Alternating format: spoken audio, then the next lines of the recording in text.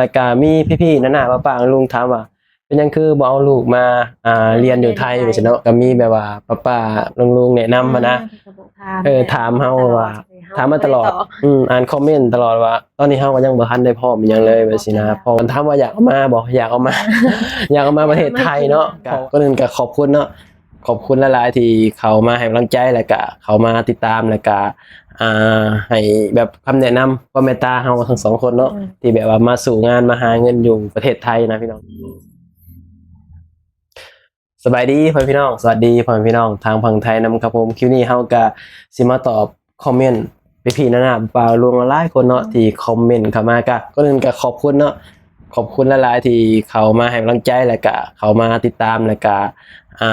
ให้แบบคำแนะนำความเมตตาเฮาทั้งสองคนเนาะที่แบบว่ามาสู่งานมาหาเงินอยู่ประเทศไทยนะพี่น้องเนาะก็มีคอมเมนต์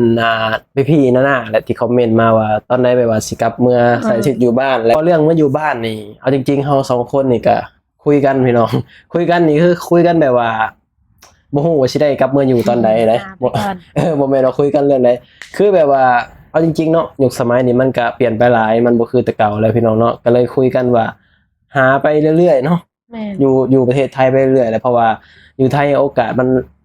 หลายอย่างเนาะโอกาสมันแบบที่จะแบบหาเงินได้ที่แบบเก็บเงินได้มีรายได้นะโอกาสมันหลายกว่าบ้านเฮาว่าซะเนาะคือแบบว่าอยู่บ้านนอกตามชนบทสปลาวนี่มันหาเงินค่อนข้างที่จะยากเนาะมันหายากนะแล้วก็ค่าของชีพมันก็สูงแล้วก็บ่อนที่เฮาอยู่พื้นที่บ่อนเฮาอยู่มันก็หาเงินยากไปสินะอันนี้มันก็แล้วแต่บางพื้นที่บางบ่อนพี่น้องบางบ่อนก็อาจจะแบบพอหาเงินได้เนาะเพราะว่าบางคนเขาก็อาจจะบ่ได้มาหาเงินอยู่ไทยไปสินะเพราะว่าเอาจริงๆความสามารถแต่ละคนมันก็สิบ่คือกันคือเฮาสองคนนี่ถ้าเฮาบ่มาไทยเฮาก็บ่ฮู้ว่าสิไปหาอยู่ไสไปสินะเพราะว่ามันก็มีหลายคนแบบเขาบอกว่าหาอยู่บ้านเฮาก็ได้โอเคมันอาจจะได้มันได้พี่น้องแต่มันต้องแบบว่าเขาเอิ้นว่าจังได๋มันต้องแบบมีความสามารถหรือว่าแบบต้องเก่งนะถึงจะอยู่บ้านเฮาได้แล้วก็ต้องอยู่ในพื้นที่แบบมันพอหาเงินได้เนาะคือบ่อนเฮานี่พื้นที่บ่อนเฮาอยู่นี่สถานที่บ่อนเฮาอยู่นี่มันหาเงินค่อนข้างที่จะยากพี่น้องมันก็เลยเฮ็ดให้เฮาบ่สามารถที่จะอยู่บ้านได้เนาะก็เลยต้องแบบข้ามมาหาเงินอยู่ที่ประเทศไทยแบบสิเนาะเพราะว่าอยู่ไทยแบบหาเงินง่ายกว่าบ้านเฮาหลายเนาะก็เลยแบบพากันแบบตัดสินใจมาอยู่ไทยแล้วก็คืออย่างเขาเว้าว่าบ่ฮู้ว่าสิได้กลับเมื่ออยู่บ้านตอนใดก็หาไปเรื่อยๆเนาะก็เคยพากันคุยกันว่าอยากมีเงินสักก้อนหนึ่งเนาะถ้าเกิดว่าวันหนึ่งเฮาแบบอายุหลายขึ้นแล้วก็เว้าง่ายแก่แหละแบบเฮ็ดงานบ่ได้ซะเอาง่ายๆเนาะเว้าแบบสิซะพี่น้องแบบว่าเฮ็ดงานบ่ได้อยู่ที่ประเทศไทยแล้วจังสิคอยกลับเมื่ออยู่บ้านมันสินะอายุหลายพุ่นแหละแต่ว่าเฮาก็บ่ฮู้ว่าอนาคตสิเป็นจังได๋สินะแต่ว่าพากันคุยกันว่าหาไปเรื่อยๆแหละเพราะว่ามันคืออย่างเว้าเนาะว่ามันยุคสมัยมันเปลี่ยนเนาะเฮาแบบว่าคือเมื่ออยู่บ้านเฮาก็พอสำนั้นนะก็เลยว่าสร้างมันก็หาไปเรื่อยไปสินะแต่เฮาก็เชื่อว่าคนลาวหลายคนที่เขามาอยู่ไทยก็คิดฮอดบ้านกันทั้งนั้นแหละพี่น้องเฮา2คนคือกันคิดฮอดบ้านพี่น้องคิดฮอดบ้านแล้วก็คิดฮอดลูกแล้วก็มันก็จำเป็นเนาะมันก็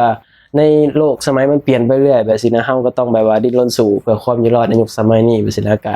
อยู่ไปจนกว่าแบบเบิดเหือมันแห้งพุ่นแหละเขาสิว่าก็ได้เนาะมันว่าคำว่าพ่อนี่ก็คงสิบ่พอดอกโอ้ยให้พอเงินดอกเนาะมันก็ต้องแบบหาไปเรื่อยๆจนกว่าสิแบบวันหนึ่งเฮาแบบเฒ่าแก่ไปแบบเหือมันแห้งฮอดมือมันจริงๆพุ่นแหละพี่น้องแบบมือมันแบบว่า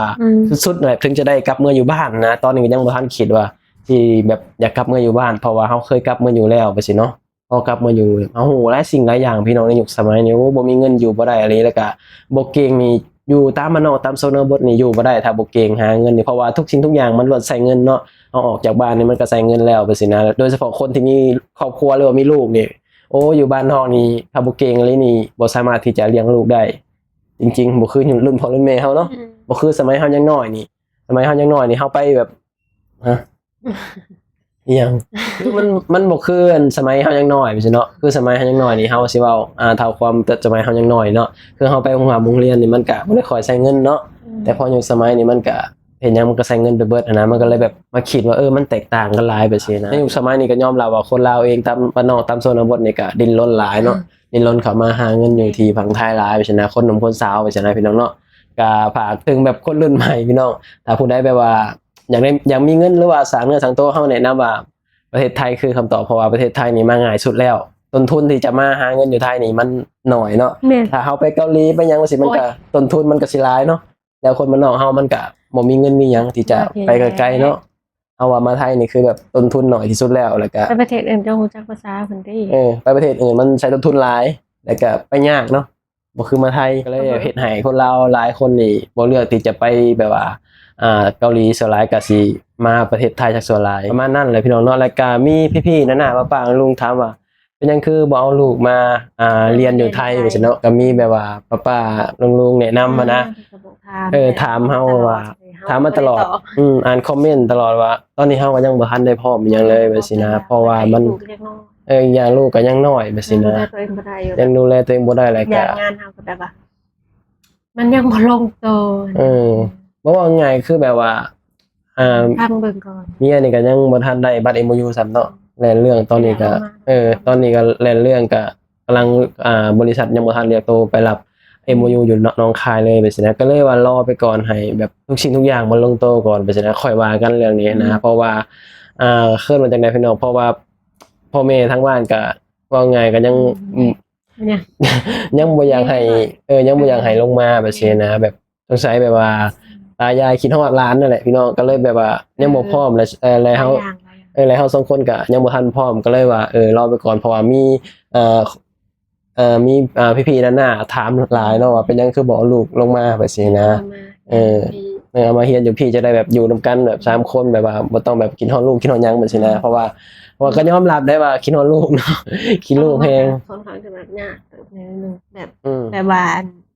เปลี่ยนสถานที่เปลี่ยนสถานที่ปรับตัวนู่นนี่นั่นต้องปรับตัวกระบะเข้านำเขายังเนาะเอาไงคือแบบยังบ่ทันใหญ่นะมาก็ต้องอยู่นำลูกเป็นเดือนโดยที่บ่ได้ไปเฮ็ดงานแม่นต้องแบบเป็นห่วงเนาะมาพี่ก็ยังเป็นห่วงแม่นเพราะว่าตอนนี้แค่3ขวบเนาะประมาณ4ขวบเนาะ4ขวบกว่าไปสิแบบสิได้แบบฮู้แล้วก็สิแบบไปมาอยู่แบบแปลกสถานที่อาจจะแบบปรับตัวง่ายเลยง่ายขึ้นนะแต่ตอนนี้ยังแบบเด็กแกยังบ่ทันได้ยังแบบปรับตัวก็ถ้าเกิดว่าอยู่ก็คงสิยากจังซี่นะก็เลยว่าเรื่องลูกก็เอาไว้ก่อนถามว่าอยากเอามาบ่อยากเอามา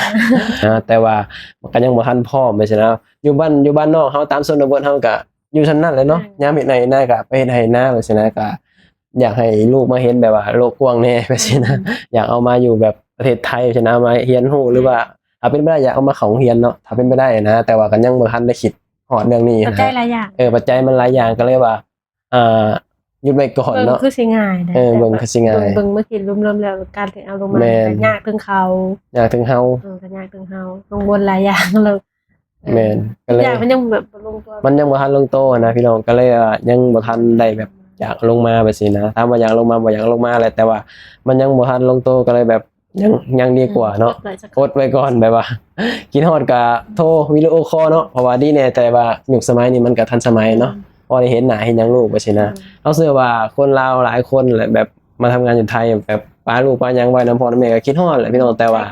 มันก็จำเป็นน่ะเนาะทุกคนก็อยากได้อยากมีบ่ว่าเจ้าว่าขอให้ได้พี่น้องแบบว่าอยากมีเงินมีทองอะไรเนาะก็ดิ้นรนกันมาแบบนี้นะคือเฮา2คนก็พากันดิ้นรนลงมามาหาเงินมาหาเงินอยู่ไทยแบบนี้นะเนาะนั่นแหละก็ประมาณนั้นแหละพี่น้องเนาะคลิปนี้ก็บ่ยังหลายเนาะก็มาตอบคำถามพี่ๆป้าๆน้าๆลุงเนาะที่ถามเข้ามาแบบนี้นะเนาะเฮาก็เลยมาตอบคำถามก็บ่มีหยังหลายเนาะก็ขอบคุณเนาะขอบคุณหลายๆที่แบบว่าเขามาติดตามแล้วก็เข้ามาให้กำลังใจแล้วก็เมตตาเฮา2คนเนาะเอาไว้พอกันคลิปหน้าเด้อคลิปนี้ก็ไปแล้วสบายดีสวัสดีครับผมบ๊ายบาย